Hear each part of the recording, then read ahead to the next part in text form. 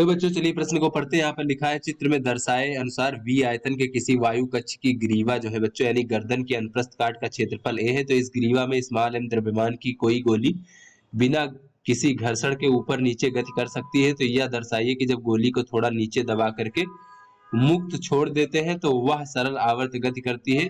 तो दाब आयतन विचरण को समतापी मान करके मानकर दोलनों के आवर्तकाल का व्यंजक ज्ञात कीजिए। तो चलिए बच्चों, यहाँ पर अगर हम देखें तो जैसे ये गोली है, जब हम इसको थोड़ा नीचे दबा देंगे बच्चों तो नीचे ये जो हमारा कक्ष है बच्चों, यहाँ पर दाब बढ़ जाएगा, वायु दाब, क्योंकि आयतन कम पड़ जाएगा बच्चों। तो जब दाब बढ़ जाएगा तो ये अतिरिक्त दाब के कारण इस पर ऊपर की ओर बल लगेगा। तो इस प्रकार से ये ऊपर नीचे इस प्रकार से बच्चों जब ऊपर चला जाएगा तो अपनी माध्य स्थिति से ऊपर चला जाएगा बच्चों, और यहाँ पर आयतन अब अधिक हो जाएगा तो दाब कम हो जाएगा, तो बच्चों बाहर से बल लगेगा। इस प्रकार से बच्चों ऊपर नीचे इस प्रकार से सरल आवर्ती गति करेगा। तो इसकी आवर्ती गति का जो है बच्चों यहाँ पर हमें आवर्तकाल का व्यंजक ज्ञात करना है। तो चलिए बच्चों इस प्रश्न की मूल अवधारणा को देख लेते हैं। तो यहाँ पर बच्चों अगर हम देखें कि इस प्रकार से जो गैस का समीकरण होता है, आदर्श गैस का समीकरण, वो होता है पीवी बराबर आरटी बच्चों, इस प्रकार से एन आरटी कह लेते हैं। तो यहाँ पर पी बच्चों दाब है, वी आयतन है, एन जो है मोलों की संख्या, आर जो है बच्चों गैस नियतांक, और टी जो है परम ताप केल्विन में बच्चों गैस का तापमान। तो उसके बाद बच्चों हम यहाँ पर देख लेते हैं कि जो हमारा अगर कोई वस्तु सरल आवर्त गति करता है बच्चों तो जो ए होता है बच्चों यानी उसका त्वरण वो इस प्रकार से होता है माइनस ओमेगा का वर्ग एक्स, इस प्रकार से, जहां पर ओमेगा क्या है बच्चों, ओमेगा इसकी कोणीय आवृत्ति है, और इसका जो आवर्तकाल हो जाएगा बच्चों सरल आवर्त गति का, तो आवर्तकाल टी बराबर हो जाए यानी कि एक आवर्ती गति करने में लगने वाला समय। तो बच्चों ये आवर्तकाल टी बराबर होता है 2 पाई भागे ओमेगा, इस प्रकार से। तो चलिए बच्चों अपने प्रश्न को हल कर लेते हैं। तो यहाँ पर बच्चों देखें इस प्रकार से कि अगर मान लीजिए कि अगर हम यहाँ पर बच्चों एक्स विस्थापन कर देते हैं गोली को नीचे की ओर बच्चों, इस प्रकार से यहाँ पर एक्स दूरी पर बच्चों इस प्रकार से विस्थापन कर देते हैं। तो यहाँ पर बच्चों मान लीजिए इसका आयतन में कमी जो है डेल्टा वी हो गया, यानी नया आयतन हो गया वी माइनस डेल्टा वी। और जब आयतन में कमी हो जाएगी तो दाब में बढ़ोतरी हो जाएगी। तो पहले मान लीजिए दाब पी था, अब जो है अंदर बच्चों दाब हो गया है पी धन डेल्टा पी, इस प्रकार से। तो बच्चों यहाँ से अगर हम देखें तो यहाँ पर कहा जा रहा है कि दाब आयतन विचरण को समतापी मानिए, यानी ताप नियत रहता है बच्चों। जब टी का मान नियत रहेगा, आर तो हमारा गैस नियतांक, एन गैस के मोलों की संख्या, तो ये भी नियत रहेगा। तो यानी कि हम कह सकते हैं बच्चों पीवी बराबर नियतांक, चूंकि बच्चों समतापी विचरण है बच्चों, समतापी है, इसलिए हम कह सकते हैं कि दाब और आयतन का गुणनफल जो है ये नियत रहेगा।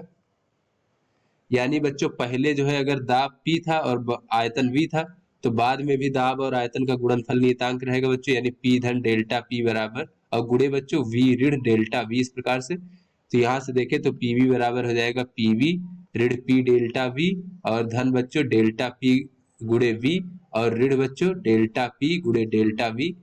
तो बच्चों चूंकि डेल्टा P व डेल्टा V जो है बहुत छोटे हैं बच्चों, यहाँ पर जब हम थोड़ा सा विस्थापन करेंगे बच्चों नीचे की ओर, थोड़ा नीचे दबाकर छोड़ते हैं, तो चूंकि बच्चों विस्थापन बहुत थोड़ा करते हैं तो ये आयतन में कमी और दाब में वृद्धि बहुत छोटे हैं।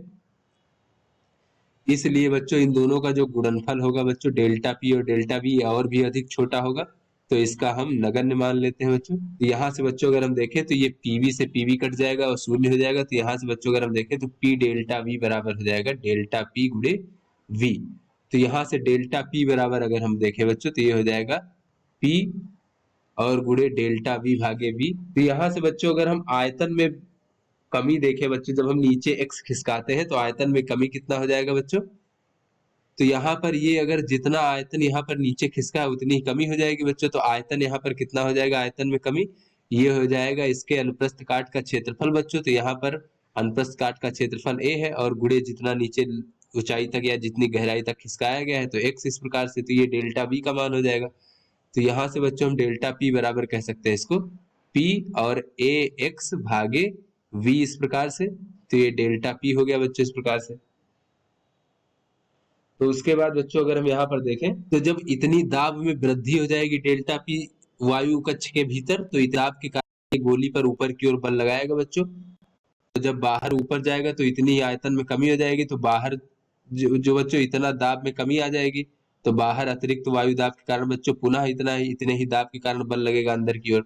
यानी जो हमारा बच्चों सरल आवर्त गति कर रहा है, वो इस अतिरिक्त दाब के कारण जो लगने वाले बल है उसके कारण सरल आवर्त गति कर रहा है बच्चों। तो यहाँ पर बच्चों जो ये प्रत्यानयन बल लगेगा बच्चों, प्रत्यानयन बल का अर्थ हुआ कि वो गोली को अपनी पुनः वापस उसी स्थिति में लाने का प्रयास जो करेगा बल, वो प्रत्यानयन बल हो जाएगा बच्चों। ये प्रत्यानयन बल जो F हो जाएगा वो हो जाएगा दाब और गुणे बच्चों क्षेत्रफल। तो क्षेत्रफल तो बच्चों यहाँ पर A है, इस प्रकार से अनुप्रस्थ काट का, तो ये इतना बल लगेगा बच्चों। तो ये अतिरिक्त दाब जो था बच्चों वो था PAX, तो ये हो जाएगा PX और A का वर्ग हो जाएगा बच्चों A गुणे A भागे V, इस प्रकार से। तो यहाँ से बच्चों अगर हम देखें तो बच्चों यहाँ पर अगर हम बल की बात करें बच्चों, तो ये बल जो है ये हमारा यहाँ पर जो x है बच्चों डेल्टा P, वो x के विपरीत दिशा में है बच्चों। तो यहाँ पर इसको हम ऋणात्मक लिख लेते हैं इस प्रकार से।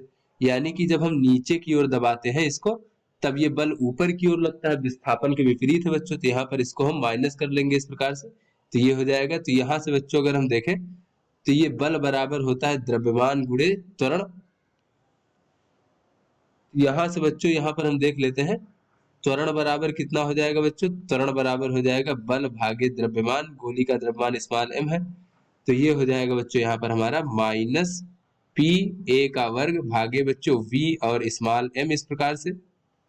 और ये हो जाएगा बच्चों x, इस प्रकार से। तो यहाँ से बच्चों अगर हम देखें कि सरल आवर्त गति करने वाले का त्वरण जो होता है वो माइनस ओमेगा का वर्ग और x होता है बच्चों। तो यहाँ पर बच्चों अगर हम देखें तो त्वरण बराबर माइनस ओमेगा का वर्ग x से अगर हम तुलना करें बच्चों, तुलना करने पर तो इसकी जो कोणीय आवृत्ति है ये ओमेगा का वर्ग बच्चों, इस प्रकार से हमें प्राप्त हो जाएगा यहाँ पर पी ए का वर्ग भागे वी एम, पी ए का वर्ग भागे वी एम, इस प्रकार से। तो यहाँ से बच्चों अगर हम ओमेगा की बात करें तो वर्गमूल ले लेंगे बच्चों, तो ये वर्गमूल हो जाएगा इस प्रकार से पी और ए का वर्ग भागे वी एम, इस प्रकार से। तो यहाँ से बच्चों अगर हम देखें तो जो आवर्तकाल हो जाएगा बच्चों इसका आवर्तकाल, तो आवर्तकाल जैसा कि हमने मूल अवधारणा में देखा था ये t बराबर होता है 2 पाई भागे ओमेगा। तो यहाँ से बच्चों ये हो जाएगा 2 पाई और ये 1 बटे ओमेगा हो जाएगा, तो ये उल्टा हो जाएगा वी एम भागे पी ए का वर्ग, इस प्रकार से। तो बच्चों ये हमारा इस प्रकार से, तो इसमें से हम a को बाहर भी लिख सकते हैं बच्चों वर्गमूल से। तो इस प्रकार से ये हमारा आवर्तकाल प्राप्त हो गया। तो आशा करते हैं बच्चों ये आपको समझ में आ गया होगा। धन्यवाद।